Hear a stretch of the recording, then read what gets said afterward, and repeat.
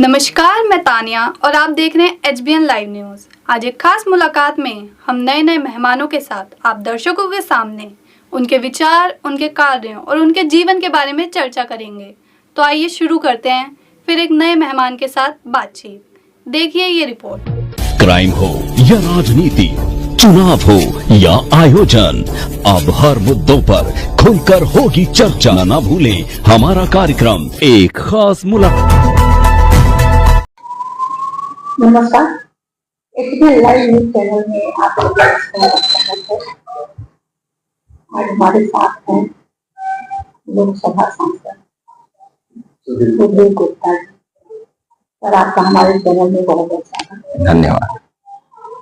Sir, संसद हमारे लिए और पूरे देश के लिए बहुत महत्वपूर्ण जगह होती है और सम्मानित जगह होती है, लेकिन बार बार हर बार हमने ये देखा है विपक्ष द्वारा संसद में अवरोध पैदा किया जाता है।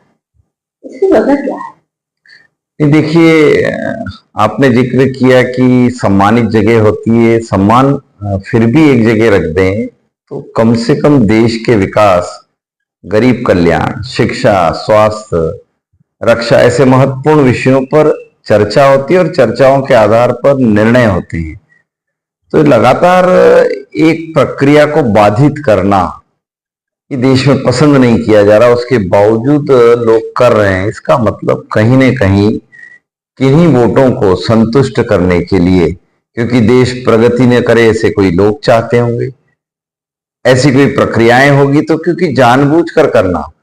अब जैसे सुप्रीम कोर्ट ने भी कमेंट्स कर दिया बोलने पर कि क्या बोलना नहीं बोलना, उसके बावजूद आप चुनी हुई व्यवस्थाओं के खिलाफ चलते हो, सरकार के काम करने की प्रक्रिया और स्वतंत्र रूप से काम करने वाले संस्थानों के खिलाफ मूवमेंट लेते हो। आज अगर बिहार में वोटिंग सूची को सुधारने की प्रक्रिया चल रही है तो तार्किक है। आपको किसी का नाम जोड़ना है तो तार्किक रूप से जोड़िए। आपको भी किसी का नाम हटाना और वहां उपस्थित नहीं है तो बताइए, अब 17 लाख लोग जो डाटा में रिकॉर्डेड हैं कि जिनका मृत्यु हो गया, तो उनका नाम रखने के पीछे रुचि क्या है कांग्रेस की? ये बड़ा एक प्रश्न चिन्ह है और गंभीर मुद्दे हैं। पहले इन्होंने ऑपरेशन सिंदूर पर चर्चा लिया, फिर उससे भागते रहे और चर्चा में आने के बाद जो जवाब सुना उससे तिल मिला गए, क्योंकि राष्ट्र के प्रति प्रेम का अभाव शायद लोकतांत्रिक प्रक्रिया को बाधा करने की तरफ प्रेरित करता है। और मुझे ऐसा लगता है कि अपोजिशन शायद राष्ट्र के प्रति अपने प्रेम को और न तो प्रदर्शित कर पा रहा है, न उसके भाव मनों में आ रहे हैं, और शायद वो चाहते भी नहीं है कि राष्ट्र आगे बढ़े। सर, जैसा कि हमें आपने बिहार की बात की, तो बिहार में मुझे लगता है तेजस्वी यादव के दो कार्ड, आधार कार्ड, इसका क्या रीजन है? और वो बार बार क्यों इन चीजों को अवहेलना कर रहे हैं? क्या रीजन है? वोटर कार्ड, आधार कार्ड, इन सब की जांच तक में उसको क्या दिक्कत है? पुरानी कहावत है कि अपराध की ओर ढूंढ लो तो दाढ़ी में तिनका नजर आ जाता है। तो इन्हें ध्यान ही नहीं रहा कि इनके पास दो कार्ड है और इन्होंने ही बता दिया। खुद इलेक्शन कमीशन ने नोटिस दिया है और इलेक्शन कमीशन उसके सोर्स जांचना चाह रही है कि क्या दो कार्ड रखने वालों के नेता ही तो विरोध नहीं कर रहे हैं।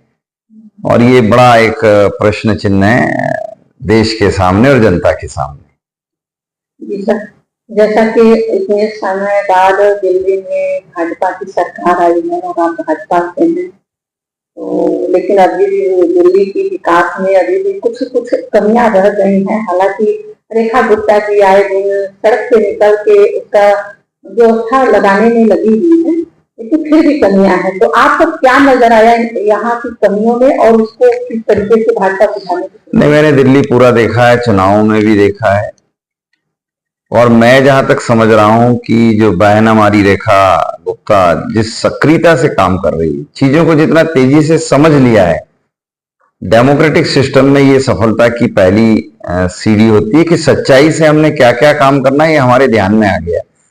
और चूंकि व्यवस्था और विकास यह बजटीय प्रक्रिया के साथ साथ उसकी प्रशासनिक स्वीकृतियां रहती है, उसकी तकनीकी स्वीकृतियां रहती है, उसकी टेंडर्स प्रक्रियाएं रहती है, ठेकेदारों के, काम करने वालों के चयन की प्रक्रियाएं रहती है, तो उसमें एक निर्धारित समय लगता है। मगर चूंकि मन के अंदर जो भाव आ गए और जो प्रायोरिटी तय कर दी, उससे तो जनता खुश है और हम भी खुश हैं कि हमारी मुख्यमंत्री दिल्ली में विकास के प्रति समर्पित है और जिन चीजों की कमियां थी, जिन व्यवस्थाओं की अपर्याप्तता थी, वो आज चिन्हित है और रेखांकित है। सर, एक बात करेंगे राष्ट्रपति धनखड़ जी के बारे में, उनका एक इस्तीफे का क्या रीजन रहा? नहीं, वो तो बड़ा स्पष्ट उन्होंने स्वयं ही उसमें उल्लेख किया है, तो मैं नहीं समझता हूं कि उस पर कोई डिबेट है, क्योंकि स्वयं ही उसको उद्घोषित कर चुके हैं, लिखित में दे चुके हैं, उसके कॉज बता चुके हैं।